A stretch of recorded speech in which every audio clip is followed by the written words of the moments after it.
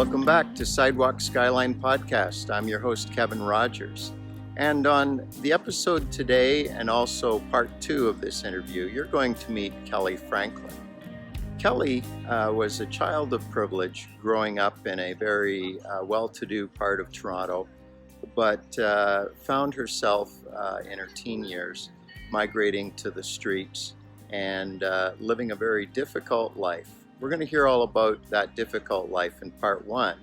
And then in part 2, on our next episode, we're going to hear about Courage for Freedom, the organization that Kelly leads, and they are hard at work to bring an end to human trafficking in Canada. Let's go to my interview now with Kelly Franklin.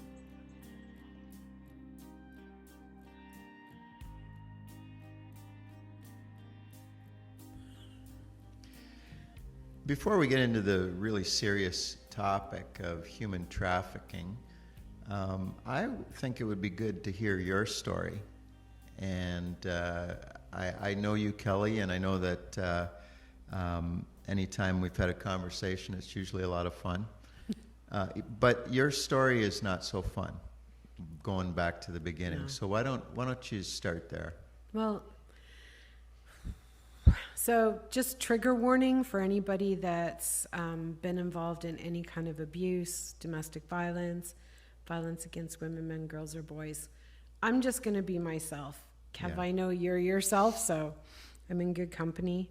I didn't understand a lot of what happened to me when I was younger till I was a lot older. I think God's got a sense of humor sometimes and helps protect us from our thinking and our memories and our experiences. So really, to go back to my story, it wasn't until just before I was going to get married at 39 when I started to have huge flashbacks to days gone by when I'd been trafficked and sexually exploited through my young adult years. And to go back even farther than that, I'd grown up in a really, really great home. I had a great mom and great relatives and friends, but there was somebody that I lived with in my household that was sexually abusing me. And here's what I know now, because when you're that young, you have no idea that that's not normal. Yeah. You only know when you're a kid what the normal is in your house, right? So I started really acting out. When I was 12, I stole and drove my first car from Toronto to London. 12 years old. 12 years old. I had ingenuity. I think there was a little entrepreneurial in me from the day I hit the ground.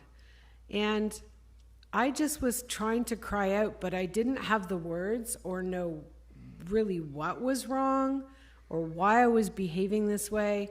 And everybody just thought I was a bad kid. That, my parents trotted me around all across Ontario for counseling, landed me even at 100 Huntley Street at one point. And they had a counseling center there. Yeah. So Lauren Shepard had worked with David Maines to put an amazing counseling center for youth and families at 100 Huntley Street in Toronto. Mm-hmm. And I got to go, but the problem was they didn't understand that the person on the other side of the two-way glass, until I threw the chair through it, that was the last time we ever went. There was a two-way glass, and they had somebody as an observer on the other side? My family. Oh, you're really? Yeah. And they didn't tell you that? I knew he was there. You knew, yeah. I made sure he knew I knew he was there, and that was the last time I was allowed to go visit that counselor. Right. So I kind of reconciled in myself that I had to figure it out my own way, and just acting out, living a double life that I got told, better to be a thief than a liar. And I was having to live. Who told you that? My dad. Your dad, yeah? And, I was like, wow, you're not living what you're saying. Mm-hmm. So I'm just going to be a rebel. And from my young years, I had the opportunity to be around horses. So every time I could, I'd run away from home to the ranch where I got to hang out with some really interesting people. The gentleman that ran the ranch at the time, his brother was involved with the mafia in Montreal, and you know, some racetrack characters and film studios and a lot of bikers. But you know what? These people, they loved me, they protected me, they were good to me, and the horses started to help me heal. But in the meantime, it was like I started to get involved in a lot of criminal activities just because I found acceptance. I found acceptance with people that were living street life.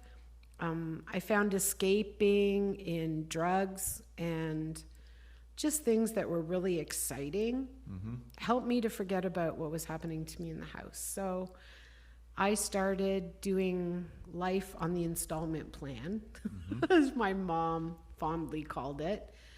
And my mom had no idea and was always trying to help. And even I remember my friends trying to talk to my mom, and they'd say, "Can you just help her?" And my mom would say, "I've had no control over her since she was 12. And this is when I was cooking crack, I was, cooking stuff in spoons in my back window in my bougie community. We had money. We had lots of money.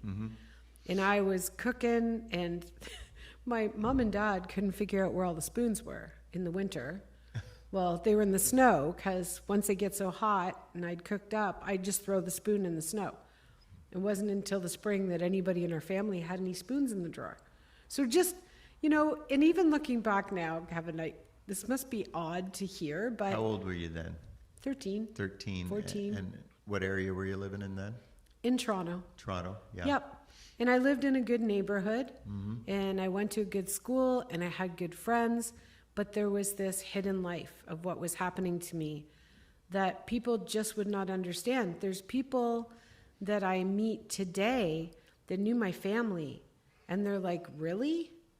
We loved your family." Yeah. They were the perfect model family. Yeah. On the outside. Yeah.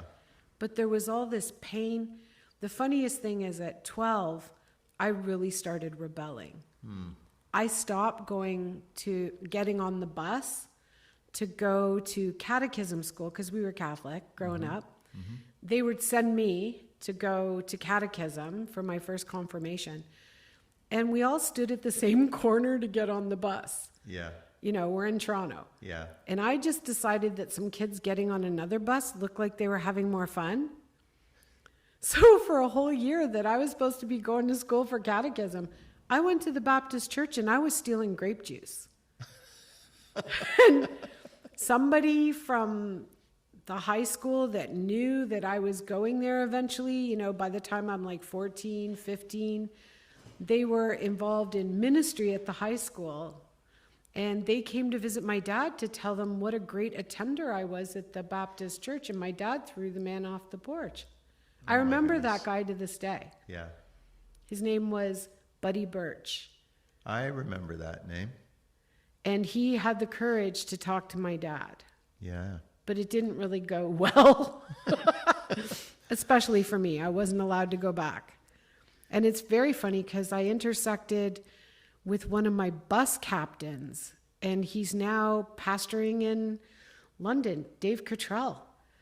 And he remembers me on the bus as being the reason that he might have lost his position in helping with children's ministry. Wow. I was a going concern. Yeah. And everybody thought, just get Kelly away from a bad influence. Nobody understood I was the bad influence. And so you could go anywhere and be an influencer. That's what happened. And so I learned to chameleon. So I hung out with bikers. I hung out with the guys at the farm. I learned the lingo at the racetrack. I loved the cheerleaders in our high school. I could hang out with the jocks. Yeah. The stoners would sit in my car and leave joints in my ashtray and smoke pot. Yeah. And I could hang out with the teachers and talk to them. I could hang out with executives because of the level of income in my house and understanding those communities. So I learned how to adapt and shift and kind of fly under the radar as a broken person. Why do you think that is? Like, why was it important to you to be able to fit into any group anywhere? Because I didn't fit. Because I didn't fit anywhere. You're going to make me cry. You know that. Well, it's okay. That's my I'm goal. not going to pull a Tammy Faye Baker. I've got waterproof mascara. Oh, on the okay. bottom, okay. Yeah. So for me, the biggest thing is I didn't fit. I always thought I was stupid and that nobody understood I had value.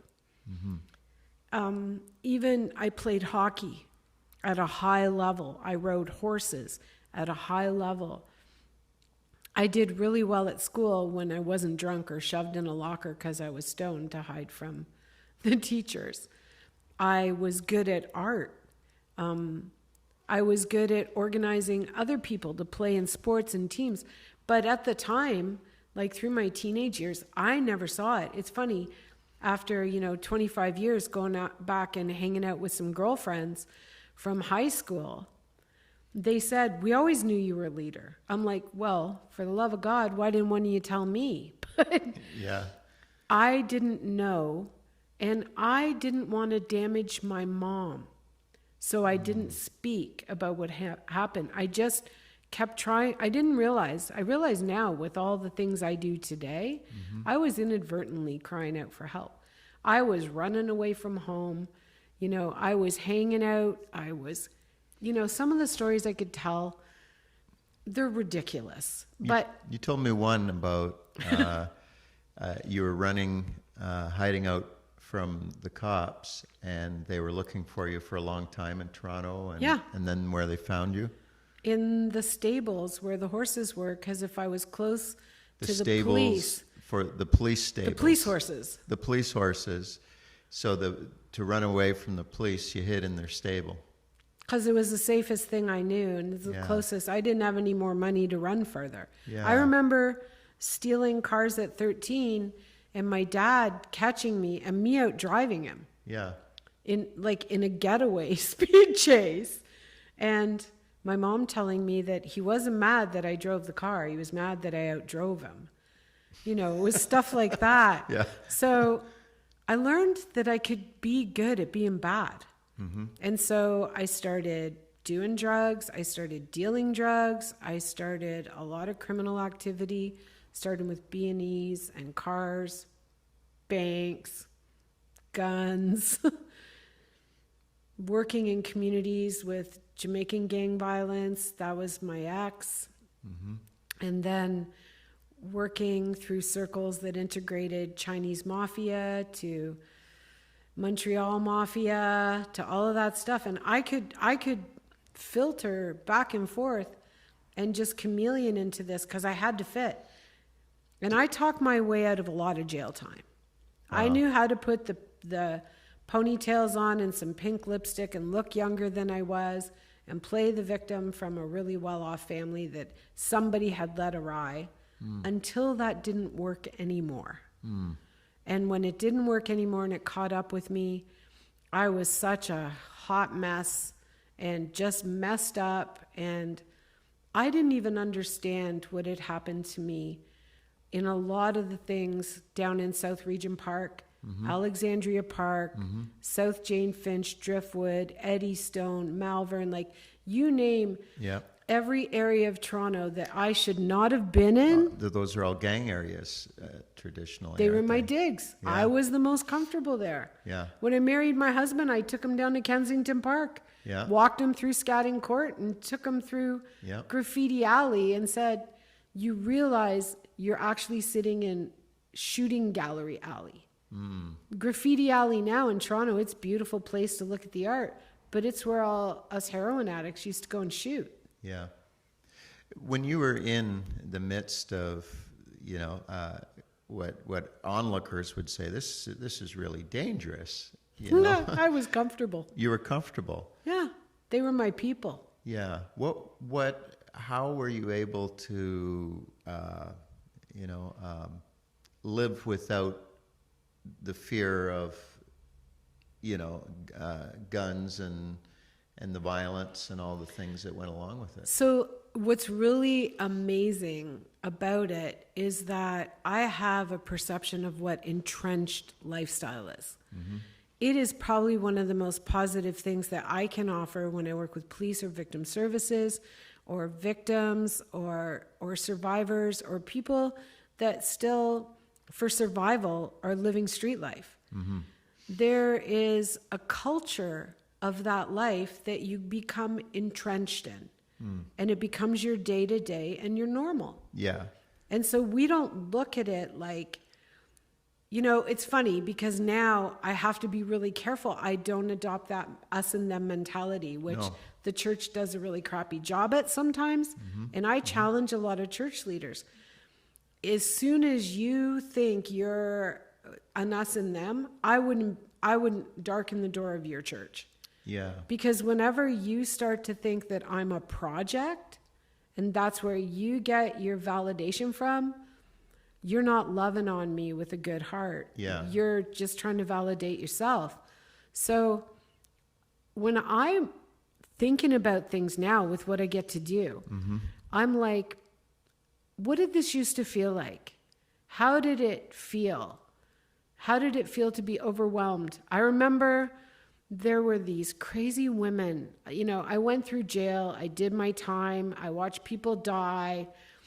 I smuggled drugs into jail. We got locked down. I set fires.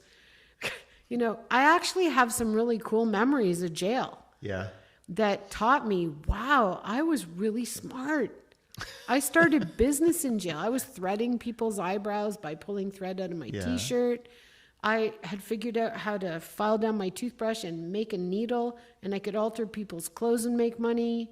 Wow. But I almost got charged because that's provincial property and I'm tampering with it. Right, so. right. But I also learned this really amazing chaplain was there. His name was Tom at Metro West. And the Salvation Army chicks brought real milk, not powder milk, mm-hmm. and cookies. Mm-hmm. So I would do anything to do Bible study. Yeah. And that's where it started. And it was crazy that God got a hold of me. And my whole life, I'm a Christian mutt. So I started out Catholic. Yep. I thought I got kicked out of the Catholic Church because I was thirsty during Mass and tried to take a drink out of the granite bowl at the front. And I smashed it. And I looked up and saw a 40-foot Jesus with diapers bleeding and thought, how is he ever going to help me? I'm in big doo-doo. Yeah. And then we stopped going to church, but I didn't know it was because my parents were divorcing or struggling with their marriage. I thought I got us kicked out of Catholicism. That and going to the Baptist church and stealing grape juice. And then get to prison, and the person that was loving on us the best was the Catholic priest who had this amazing evangelical heart and just loved on us and just didn't give up on us. It was crazy. He should have. We were really mean to him. And then from there, to see the things that I experienced in jail, I did time with the woman that was the first to get the indeterminate sentence in Canada and did, dead time with her in cells as a punishment for bringing contraband into the jail, I guess. Mm-hmm. And instead of killing me, this girl embraced me and I had developed a relationship with her. And she moved on later to Kingston. She hung herself because nobody understood the level of pain that people have. And it's really funny. That's the other thing that I learned is trying to just pray away people's pain. It's not going to help them with their character or their entrenched life. Right. So if you can't love them where they're at for who they are and look past anything that you're seeing to understand they are a work in progress. Yeah. Well, I'm just like you, whitewashed sepulcher, pharisaical, sepulchral spirit. I like those scriptures. You whitewashed sepulcher. Yeah. You would have never been able to give me the love that God wanted me to have. You had to look past all of it.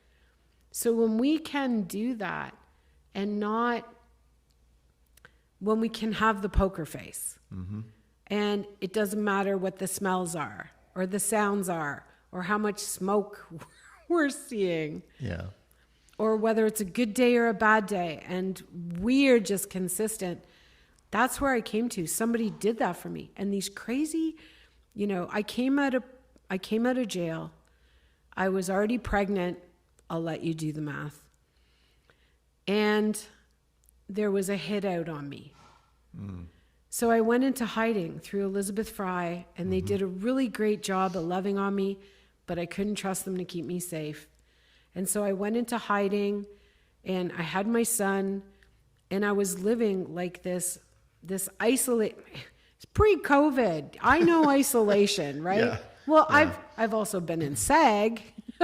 Yeah. I know what isolation. You Yeah. guys, this is not isolation. Yeah. Probably anybody that knows about real isolation is doing okay during the pandemic stuff, because you're a lot freer than you were back in the day. You develop some techniques that you Yeah. just carry forward to keep your mental health well. Yeah. So I ended up with a little baby on the run and homeless, living on the streets of Toronto, hiding him under my clothes for a bunch of months until I realized that I wasn't going to be able to go through winter like this. Right.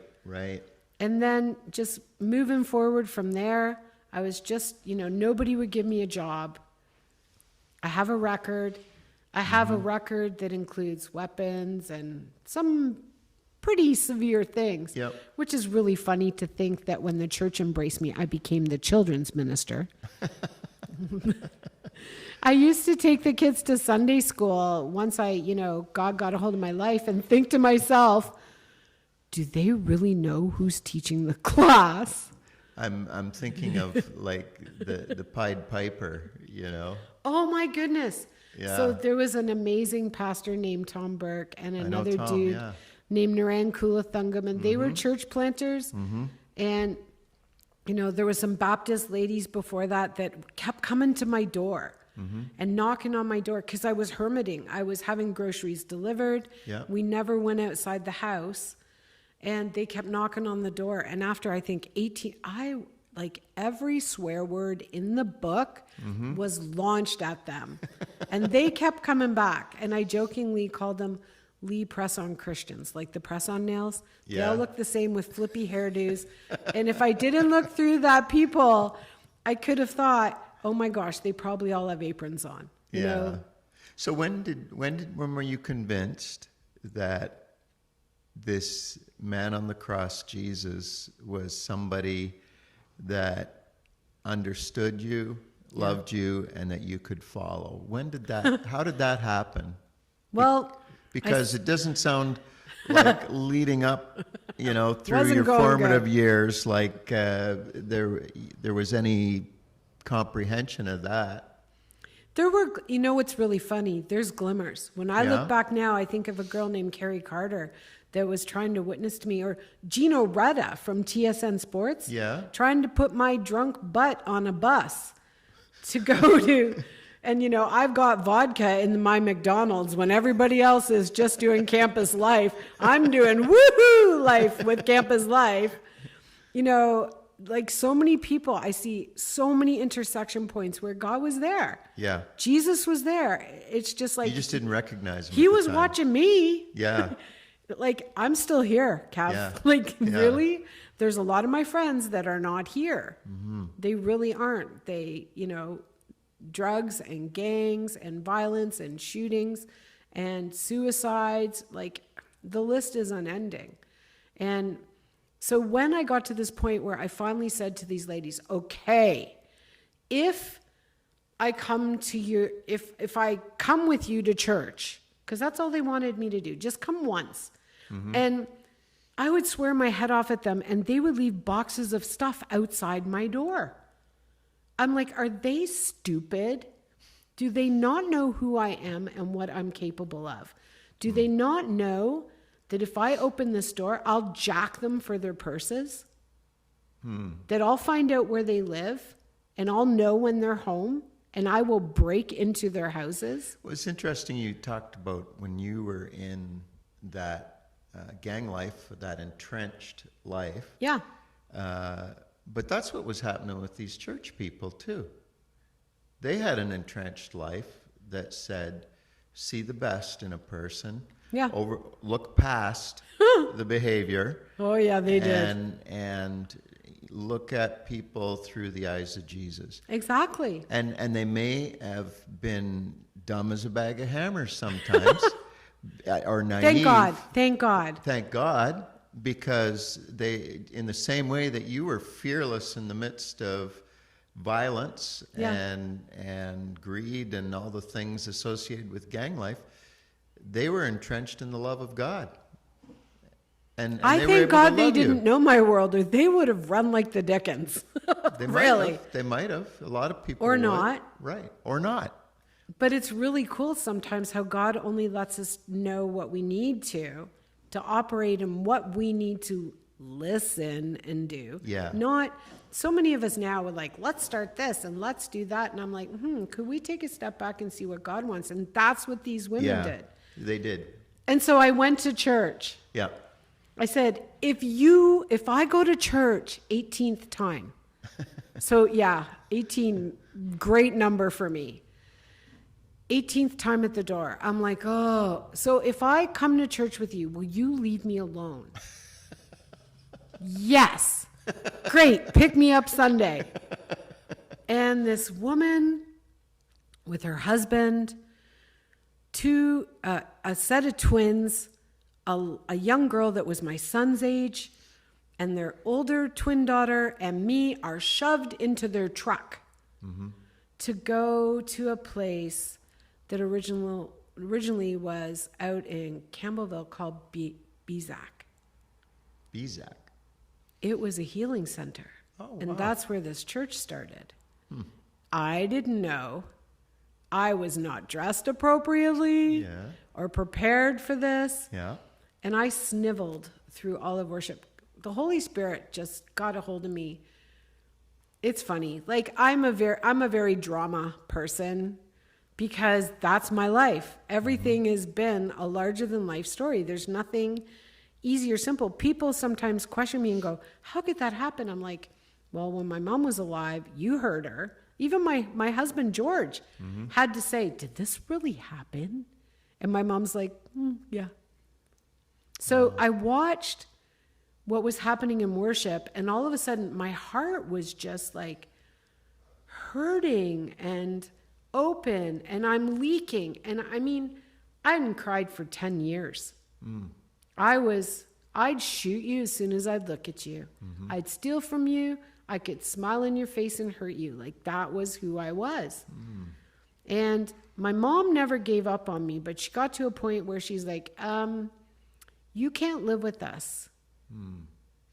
Because every time we come home, everything's at the pawn shop except what's in your brother's room. But we're going to still love you. And that really carried me through.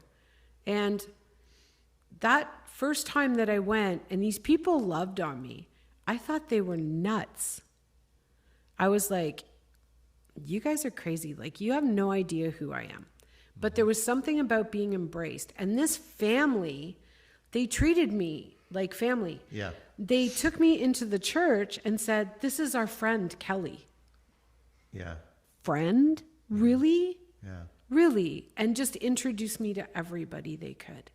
And had us to their house for supper. And took us everywhere and helped me learn to grocery shop. And I lived in isolation and fear. Yeah. And started to pull me out and took me to a parent-child center and introduced me in community and helped me raise my son. So there was this long process where, as a young girl, you lost your innocence. Yeah. You were, because of the actions of somebody doing something horrendous and evil to you, it opened the door for an entrenchment in this brokenness. And for me to operate through evil. Yeah. Because I can't just blame everybody else. Initially, or wherever the cracks in the mortar is for that spiritual. You learned that system. Yes. Yeah. But then you get this other dramatic shift point. Juxtaposition. Yeah, where now you're being entrenched in God's grace, His love for you, the acceptance of these really nice people that that you don't understand. No. Yeah, and so then this lifetime of entrenchment in the love of God is something I'm sure you're still unpacking and learning. You know what's really amazing is to look back and see it with different eyes. Yeah. Because some days I look back at things and I go, who was that? Yeah. And that's grace. That is like so much mercy and grace. Yeah. To be able to say, yeah, I did these things. Yeah, these things happened. Yeah, I was engaged in this. Because when you're entrenched in that life, you do harm to other people. There was a lot of apologies. I could tell you there was so much to do to clean up my record. And so when this started moving forward and Tom and Naran were planting churches and I got introduced to them, I can remember them motoring over to my house to pick me up and to go and do ministry with them, because I'm going to introduce them to people I know in community now. Yeah. And one of the guys in the car said, "Oh, Tom, surely we're ministering in the pit of hell." And Tom said, "Yeah, and she's saved." Yeah. And to just understand, he had a gift though. This guy, I've never seen anybody walk streets and pray like him. And I really felt like everything was genuine. We did ridiculous things together when we planted a church in the community that I loved. Lakeshore. Yeah, and my life turned upside down. So some people that knew me thought a cult had gotten a hold of me and brainwashed me because they didn't think, including my family, because they didn't think anything could ever change me, ever. Yeah. They tried everything. And I just stuck to my guns and they saw it was real. I was doing community work, just leading people to Christ like they were popcorn, my family. So you really are a rebel. And, I love being a rebel. The greatest rebellion was that you stepped into the love of God. My biggest rebellion is that I had to walk with God in my story. Yeah. If I was going to disrupt the story that the enemy had created for me, I had to accept some things that were really hard to swallow. Yeah. And look at some stuff so I don't sell easy Christianity to anybody. I say, you know what, if you want it, it's there. And my husband will tell you, I ask forgiveness, not permission about prayer. Right. So if I see somebody and I think they need prayer, I'm like, I'm praying for you, and I just go for it. Yeah. And whatever happens, I'll apologize after. Yeah. But I'm not going to wait because somebody didn't wait for me to invite me 18 times at a door. I was horrible to those people. Yeah. And I remember them taking I remember that woman taking the photos when I married my husband at 39. I didn't think I'd ever be married. I didn't think I'd heal. I didn't know what was in the landscape. I wanted to be gloriously single and just serve God. And I was, if you ever have a chance to talk to Naran, he'll tell you I was the Pied Piper. I would walk the lakeshore on Friday nights and fill the old school Vincent Massey with as many youth as I could get out. And because I had street credibility, the parents and the kids and the youth, they would come. Yeah. And, fast forward years later in the ministry that God allowed me to watch, I just thought it was normal to end up with 350 people that never knew Jesus to all of a sudden start coming to a church and want to build it and grow it in their home community. Yeah. I thought that was all churches. Kevin, can you see this being problematic in my future? And I just believed the book of Acts. So I was walking around like, I look like John the Baptist, the lunatic, eating milk and honey, like on it, like eating bugs and wearing fur in the summer. Yeah. But I love it. And I'm still that way. I do not have to defend the story that God's given me. It's provable. Let's talk about Jesus for a minute. Yeah. Jesus when he returns, has an incredible horse. Oh, don't. And, Okay. and Where's the Kleenex, Kevin? Come on. It's okay. it's waterproof makeup, so I'm not worried. So Jesus has this beautiful white horse, and horses were such a part of you being able to put some pieces together, and I think Jesus was with you when you were with the horses. Oh, yeah. Yeah. So talk to me about horses. What difference did they make in your life? Well, the first thing is they're not the same as other therapy animals. And until I actually, later in life, as the oldest dirt chick, took some training in this to understand that they're created to navigate PTSD. I actually went as an adult to Calgary to have a conversation with Jim Marlin, who is the psychiatrist in the team for Wounded Warriors for Canada, to talk about this. And it was funny, my husband and I thought about it. Wounded Warriors, that is, tell us about that. They navigate PTSD care for our vets returning from service. And the PTSD that survivors of human trafficking and sexual exploitation, the brain patterns that they see are equivalent to 2 tours of Afghanistan or somebody that's been a prisoner of war. So it only made sense to me later why that attraction was there for me. They're God's creation. Yeah. They are intuitive. They are sensitive. They're not prey animals like dogs are. So therapy with them is all about creating safety. And they can evaluate... Creating safety for them? Whoever's there. Yeah. If you're within a perimeter of them, you're considered herd. So they will watch how you behave in the herd, what signals you're passing, what you're not showing. So very often... They're determining whether or not you're safe. And how they can keep you safe. There's always a herd boss. Wow. And they are all about flight. So they will help you flee if it's not safe, or they will protect you. I've watched horses encircle kids who are acting out in anger and trying to run from the farm. And the kid come back and look at me and go, well, they didn't want me to leave. They're keeping me safe. Yeah. Like they just do their work. Half the time I don't say anything when I work with the horses and girls. There's unusual mediators of God's grace, aren't they? Yeah, and that's their job. And like they sense your heartbeat 350 meters away. Yeah. And they know why your heart's beating the way it is. Or, yeah. You know, I've had girls get dropped at the end of a driveway ready to kick out the back windshield of a police car because the majority of girls I work with are minors. So a lot of them feel they have no control and everything's against their will until they get let out of a car at my farm. And before they even walk up the long stretch of driveway, my horses are banging on their stalls because they can feel the pain.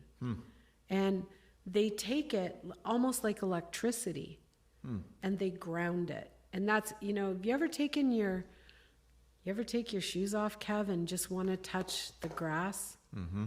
I'll be doing that tonight when we meet outdoors.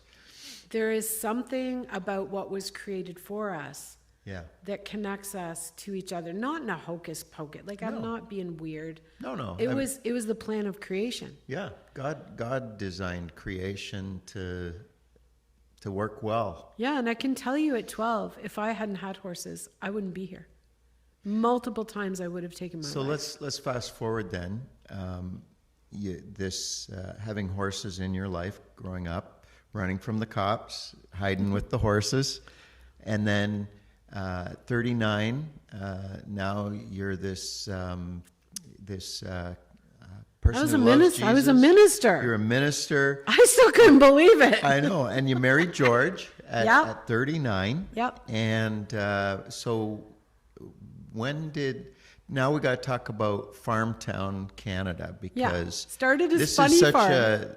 Funny Farm, is that what it is? Funny Farm Ministries Incorporated. Funny Farm Ministries, okay. What were we thinking? And you had done some children's ministry in churches. Oh, for years. Yeah, so Yeah, I imagine that kids must have loved you because you could see through them, but you could also probably get them having more fun than they were allowed to. And getting to know Jesus at a later time in my life gave me childlike faith. I feel like, what scripture says is you get the years back. Yeah. So I was living like I was 20. Yeah. At 40, I'm still a little ridiculous some days, except my body reminds me, and my husband. I remember telling somebody, I've been saved for 4 years. And they're like, that was 18 years ago. Like, the one thing that doing all the drugs did is give me bad math. And it's to my credit about my age. Okay, I'm not going to complain about that. But what was really cool is God was showing me the broken bits that if we just help them to understand how much they're loved.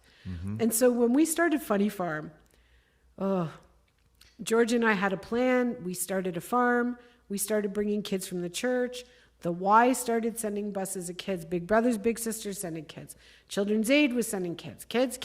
And from 2007... So this immersive farm experience where city God. Kids with God. Meet Creation. Yeah. We had Holy Spirit camps. We had everything. Yeah. I don't know how to say no. I don't know how George kept up. Everyone in our family pitched in. Church communities pitched in. People overlooked, this sounds funny, people overlooked that we were Christian because of the results they saw in the kids. They always will. I did. If the fruit of the Spirit is there, who's going to argue with that? More fruit. Yeah. Fruit cocktail. Yeah. Fruit 4 times a day. Sorry, I love it, Cav. Yeah. So it was amazing. How long was Farmtown or Funny Farm? So we morphed into Farmtown Canada with some help with rebranding with George Glover because he took a look at us and went, whoa, how many kids we have. Yeah. We're bringing teens out. He was director at Teen Challenge Canada. Farm in Lambeth, yeah. But he was Canada. He was, yeah. And so he mentored him along, helped you to say this could be more. He tolerated me is what he did and gave me some good advice and said, we were having trouble because some of the kids that were high risk, high needs, the psychiatric specialist and the pediatric doctors just could not write the note. Little Johnny needs to go to the Funny Farm. They didn't. And it was a kid originally. My husband would attest this. It was a kid originally that said, you're like the Funny Farm. And somebody bought us a sign that said, welcome to the Funny Farm. And the government let us start out with that name. That's awesome. So then George helped us rebrand. Yeah. And we did. And we had a really good run with this. And we did lots more community work. But the tug in my heart was the gap that I was seeing in community around this issue, especially a gap for young girls. And it was in a season between 2011 to 2013 where we were seeing astronomical numbers of girls that were now cutting and into depression and with suicidal ideation and running away and just nobody knowing what to do. Right. And my heart was that I also knew there were girls that were being trafficked and had nobody to trust to talk to. Yeah. Like there wasn't systems in place or things available to talk to, especially that weren't going to stigmatize their family and blame and guilt their family or the kid. Yeah. So we looked at Farmtown Canada. We morphed. We did so much work between... You were getting referrals of my goodness, girls that were young offenders or just coming out of everything. CAS and everything. Yeah. Boys, girls, everybody. Yeah. We were just the catch basin for anybody that couldn't find another answer. And we just didn't say no. Yeah. And we just let the horses decide and let the work of building relationship with people, earning the right to speak into somebody's life. Yeah. That's the biggest message that I have for the church. You need to earn the right to speak into somebody's life. And even bigger, you need to earn the right to amplify their story. It is vitally important. So we worked with a lot of kids that just needed a lot of extra TLC and sometimes extra muscles from us. My son played football at Western. He was the gate guy. So when there was a call on the walkie-talkie that a kid had gone rogue and was a runner, he was the one that had to clear 15 fences to beat him out to the road and make sure that kid didn't get hurt. We also mentored so many youth because we'd hire like 10, 15 youth in the summer. Like You had a horse barn. We had a horse barn and a whole goats farm and yeah. goats and llamas and chickens and ducks and pot-bellied pigs and a zebu. Yep. A zebu. And an emu that thought it was a turkey. And everything we had a purpose on the farm. Yeah. And touched kids' lives. We helped start, cottage industry. We started a log cabin and we sold things and the kids made crafts. And we had the big road signs on the highway for years that said Farmtown, Canada. And then all of a sudden, there was a big need in community. We'd seen almost 10,000 kids and youth through our gates between 2007 and 2013. And we just said, we have to answer this call. And I went away. Here's the problem. I went to conference. So that's Kelly Franklin. On the weekend that Kelly came to Windsor and we recorded these 2 episodes, we had her speak at our Saturday night and our Sunday morning church services at New Song Church. Because of the season and the pandemic restrictions and all that kind of thing, we've been having our Saturday night and Sunday morning service outdoors. So a lot of people from the neighborhood will pass by, some will come and join in. And let me just tell you something that happened on the Sunday morning. When we came into the church on Sunday morning, our kitchen crew had found a young Aboriginal woman that had been sleeping outside just around the area where we would be holding our outdoor services. So they cared for her. They got her some breakfast and brought her some water. And then one of the women from our church, Victoria, went over to her and introduced herself and just befriended her. And so as the service went on, I was up singing and I looked over different times and I could see that this young woman had her head on this mother figure's shoulder, Victoria, and she was crying, but she was just appeared like she was in a safe environment where she knew she was loved. Partway through Kelly's message, this young woman collapsed, fell off of her chair, and was laying motionless.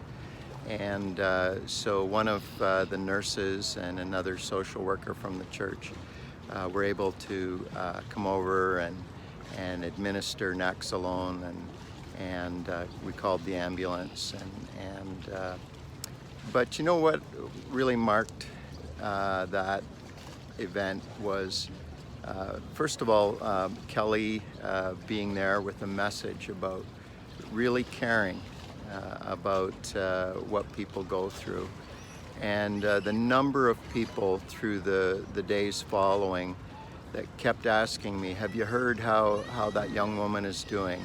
None of us had ever met her before, but we found out later that she was released from the hospital. And I hope that she has discovered that there are people who care, there are environments that are caring, and that people don't judge you.